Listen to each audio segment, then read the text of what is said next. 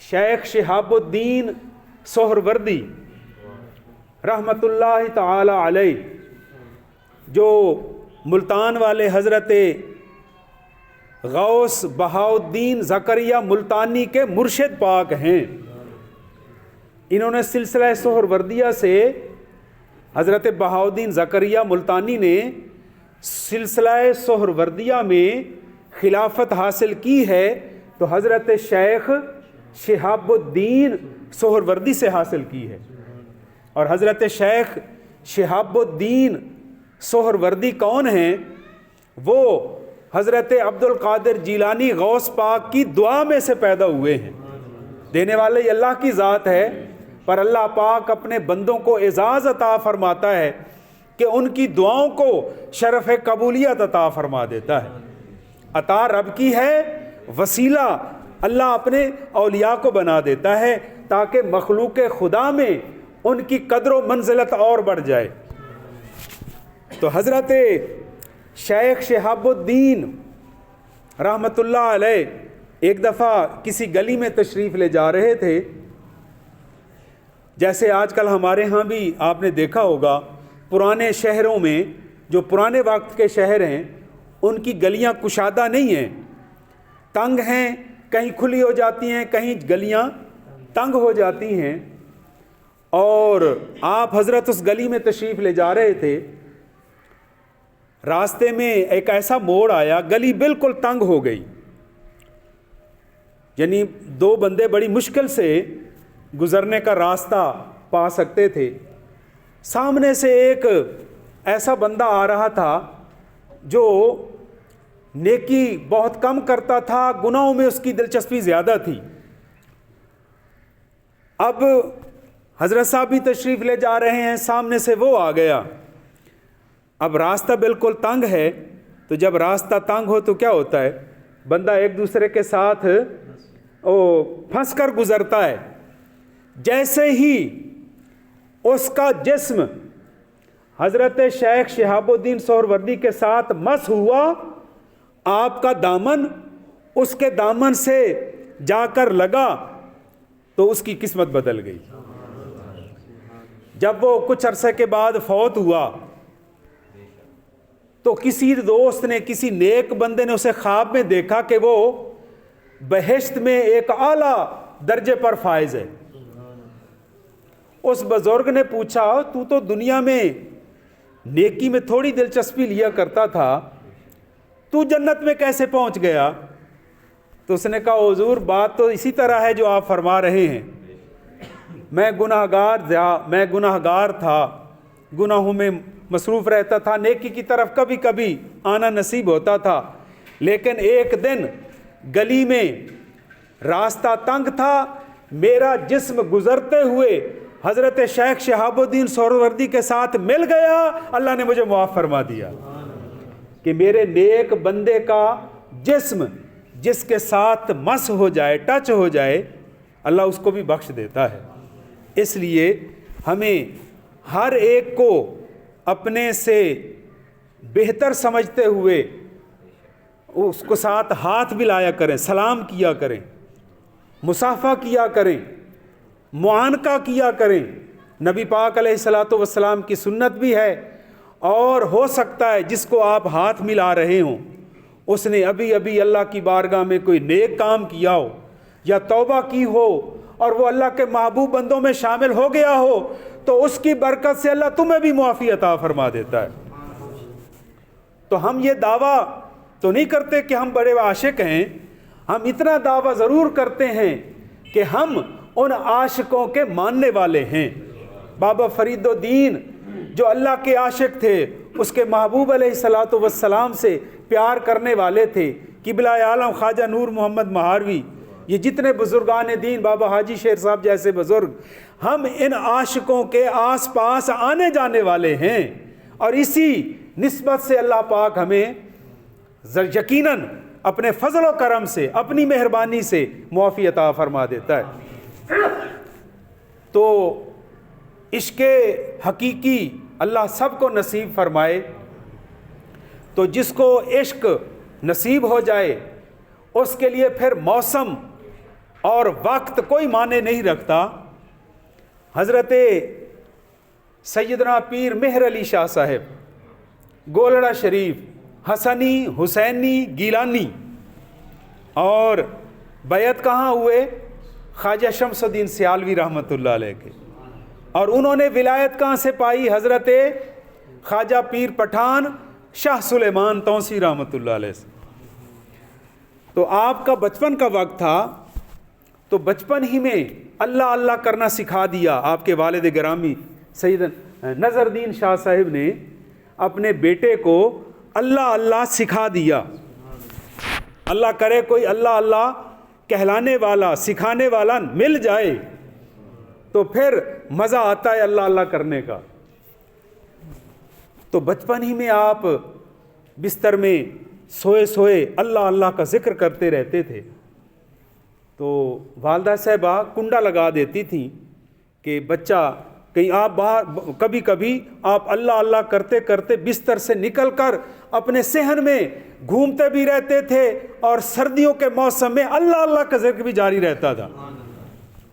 تو والدہ صاحبہ کنڈی لگا دیتی تھی کہ چھوٹا بچہ ہے، باہر نہ کہیں چلا جائے. اس وقت یہ نہری نظام تو نہیں تھا، اس وقت یہ 1924 میں یہ نہری نظام انگریزوں نے بنایا. اس سے پہلے ندیاں نالے دریا اپنی مرضی سے بہا کرتے تھے. تو گولڑا شریف کے باہر ایک پانی کی ندی بہتی تھی، اور یہی موسم تھا سردیوں کا. جیسے دھند نہ پڑے تو کوہرا پڑتا ہے نا، کوہرا، پانی جم جاتا ہے. تو ندی کا پانی کوہر اتنا پڑا کہ ندی کا پانی جم گیا، اور حضرت پیر مہر علی شاہ صاحب اللہ اللہ اللہ کرتے کرتے جب عشق حقیقی کے جوش میں گرمی پیدا ہوئی نا جسم میں اللہ اللہ کہنے سے، تو آپ نے کنڈی کھولی اور باہر نکل گئے. اور کتابوں میں موجود ہے کہ آپ اس اپنی جو عشق حقیقی کی گرمی تھی اس کو مٹانے کے لیے آپ نے اس ندی میں چھلانگ لگا دی. ندی میں چھلانگ بھی لگا دی، اور جو برف کے ٹکڑے ان کو توڑ توڑ کر اپنے سر پر بھی رکھ رہے ہیں اور اللہ اللہ بھی کر رہے ہیں. اس کا مطلب یہ ہے کہ جب اللہ اللہ کہنا نصیب ہو جائے تو پھر جسم میں کثافت دور ہو جاتی ہے، لطافت آ جاتی ہے. اللہ جس میں لطیف عطا فرما دیتا ہے، اور جب جس میں لطیف نصیب ہو جائے تو پھر وہ بندہ بالکل ہلکا پھلکا ہو جاتا ہے. جس طرح خلا میں ہمارے خلا نورد سائنسدان جاتے ہیں، ماہرین فلکیات، وہاں دیکھتے ہیں کہ خلا میں جسم نہیں، وزن نہیں ہوتا. اسی طرح جو زمین پر رہتے ہوئے اللہ اللہ کرنا سیکھ جاتے ہیں، اللہ تعالیٰ ان کو جس میں لطافت عطا فرما دیتا ہے. اللہ لطیف بعبادہ، اللہ اپنے بندوں سے زیادہ الطاف فرماتا ہے، ان پر کرم نوازی فرماتا ہے. اور جس طرح اکثر آپ نے سنا حضرت شیخ اکبر محی الدین ابن عربی، جنہیں شیخ اکبر بھی کہا جاتا ہے، آپ سورہ یوسف کی تفسیر لکھ رہے تھے. تو لکھتے لکھتے آپ کو ایک ذہن میں سوال پیدا ہو گیا، اور سوال کا جواب لینے کے لیے قلم کو روک دیا. دل میں خیال آیا کہ حضرت یوسف علیہ السلام اور بی بی زلیخا کا جو آپس میں تنہائی کا واقعہ تھا محل کے اندر، اس میں تیسرا تو بندہ وہاں کوئی موجود نہیں تھا، اللہ کی ذات موجود تھی جو ہر جگہ موجود ہے. تو اس مسئلے کا جواب پانے کے لیے کیوں نہ حضرت یوسف علیہ السلام سے ملاقات کر لی جائے، انہی سے جا کر عرض کیا جائے کہ حضور اس وقت کیا صورتحال تھی. تو آپ سرکار کو اللہ پاک نے اللہ اللہ کہنے کی برکت سے جس میں لطیف عطا فرما دیا تھا، آپ نے وہیں سے پرواز کی اور حضرت یوسف علیہ السلام کی خدمت میں جا کر سلام بھی عرض کیا اور ان سے اس مسئلے کا جواب بھی پوچھ لیا، اور پھر آ کر اپنی کتاب میں اس جواب کو درج بھی فرما دیا. تو اس سے معلوم یہ ہوا کہ جو اللہ اللہ کرنے لگ جاتے ہیں ان کا دل اور باطن پاک صاف ہو جاتا ہے. اللہ تبارک و تعالیٰ کے انوار و تجلیات کی ان پر ہمیشہ برسات ہوتی رہتی ہے. کوئی کچھ کہے لیکن وہ اپنی اس منزل کی طرف رواں دوا رہتے ہیں. ان کی منزل مقصود ہوتی ہے ذات عرفان، اللہ کی ذات کی پہچان، اللہ کی ذات کا قرب. اور جسے یہ قرب نصیب ہو جائے وہ پھر پیچھے نہیں ہٹتا، اس کا سفر آگے ہی آگے جاری رہتا ہے. تو حضرت سیدنا صدیق اکبر رضی اللہ تعالی عنہ یہ عشق کا سمندر ہیں. اور علماء یہ بھی فرماتے ہیں کہ حضرت صدیق اکبر کو یہ اتنا بڑا درجہ اور اتنا بڑا رتبہ، یہ بڑا محتاط ہو کر میں بات سمجھانے کی کوشش کر رہا ہوں، ذرا توجہ رکھیے گا. وہ علماء فرماتے ہیں، جو علماء حق ہمارے بزرگ ہیں، کہ حضرت صدیق اکبر کو یہ مقام محبوبیت والا رتبہ کیا نماز، روزے، حج، زکوٰۃ اور دیگر کاموں کی وجہ سے ملا ہے یا کوئی اور بات ہے؟ تو علماء یہ فرماتے ہیں کہ نماز، روزہ، حج، زکوٰۃ یہ تو دیگر صحابہ کرام بھی کرتے تھے، تو پھر آپ کو یہ بلند رتبہ اس لیے ملا کہ ان سب سے زیادہ حضور کی ذات سے پیار کرتا تھا تو ابو بکر کرتا تھا. اس پیار اور محبت نے آپ کو تمام انبیاء علیہ السلام کے بعد سب سے افضل قرار دے دیا. اور آخری جملہ نبی پاک علیہ السلام کی حدیث پاک ہے. حضور نے فرمایا کہ 360 شکلیں ہیں اچھے اخلاق کی.